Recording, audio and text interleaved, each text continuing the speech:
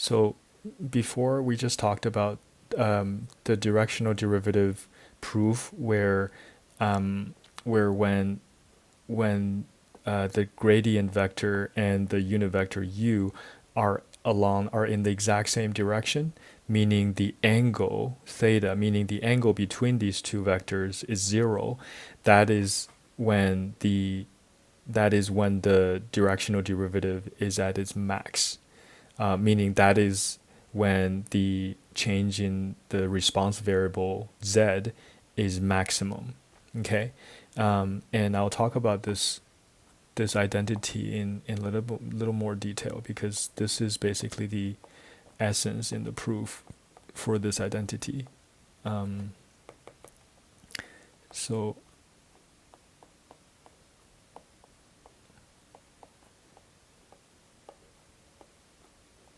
So this is basically the identity here. We say the directional derivative by definition is given by gradient times the unit directional vector, which in turn equals to the magnitude of the two vectors, this vector being equal to 1 in magnitude, multiplied by cos theta, theta being the angle between the unit vector and the gradient vector. Um, excuse me. So basically, to prove this, we'll go back to our basic trigonometry here. So let's say this is A, this is B, angle, this is C, right? Then one trig, the cosine law says C squared equals A squared plus B squared minus 2AB times cos theta. Okay, so then similarly, if we start from this point x0, y0, and we have this being the unit vector, we have this being the gradient vector, and then this being theta, we'll just draw in a line here. Like this vector would be, call it C here, right? So then we basically have C squared.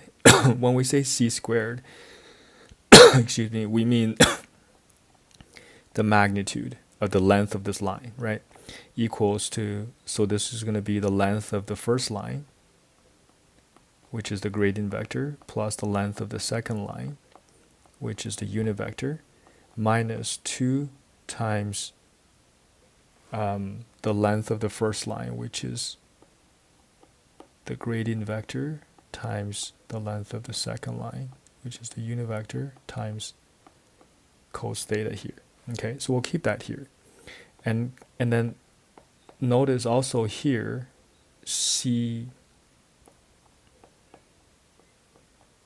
two things. So the magnitude, the length of this line C equals to C dot C, right? Because C is also a vector being, this is going to be a vector like, let's say like 3, 4 kind of thing, right? So meaning that for C, this is like saying, let's say, or rather maybe -4, meaning that if we start from here and then this is the vector C, in the xy coordinate, these are its x and y values, right? It's going over to the right by 3, it's going down by 4. So therefore, so 3 squared plus 4 squared, right, which is 3 minus 4 dot 3 minus 4, right? That results in this. That's basically the Pythagorean theorem that will give us the length of the line of C here. So then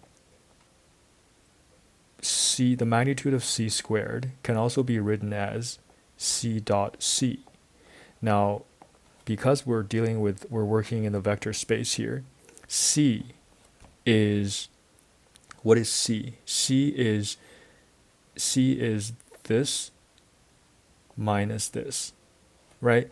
Because C is going from this point to this point, right? So it's like we're basically going from this point to this point here, which is the direction of U, and then from this point down to here to C. So basically going along the path of U and then C, will result in going along the path of gradient of f, right? So that's just that's vector calculation. So this would just be, so C can be rewritten as gradient vector minus the unit vector dot gradient vector times the unit vector. And then we can distribute this out, right? So this will be the gradient vector dot gradient vector plus unit vector dot unit vector minus 2 times the gradient vector times the unit vector, or dot unit vector here. So then whenever we have a dot product of the vector dot itself, this is just the magnitude of that vector, and then this is the magnitude of the unit vector minus 2 times the gradient vector dot u. So you can see here, if we compare this equation and this equation here, this two identities, we have everything being equal except for this part, right? So that proves the identity. Therefore,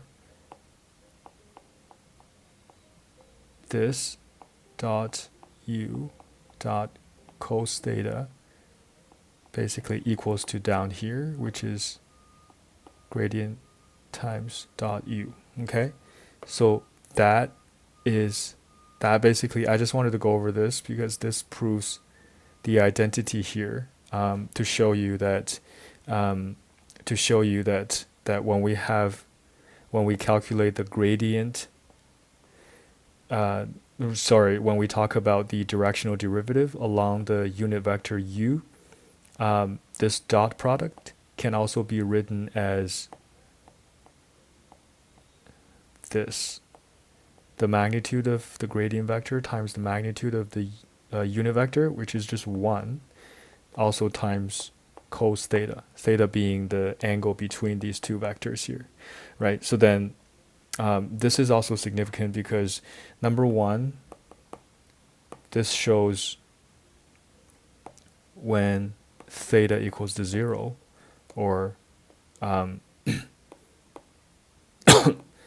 excuse me, change in z is maximized, meaning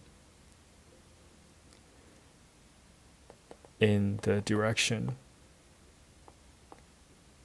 of the gradient vector here. Okay, and then another significance of this is, on the exam question, you can very well be given something like you have this function here. Let's say you have function x and y, and then I give you x0, y0 value, a point, and I say find the directional derivative along the direction that is of 30 degrees from the gradient. So meaning, if we have this point x0, y0, this is our gradient vector, which we can calculate by just doing this, right? And this is the unit vector, and then we're given the 30 degrees. Then to calculate the directional derivative, you can't use, it's harder to use this. You need extra steps to figure out the direction, but rather you can just do this, right? You can just use this formula instead, times cos 30, or rather cos 30 degrees. And then that will give you the directional derivative, which is going to be a value, meaning the change in z along this direction.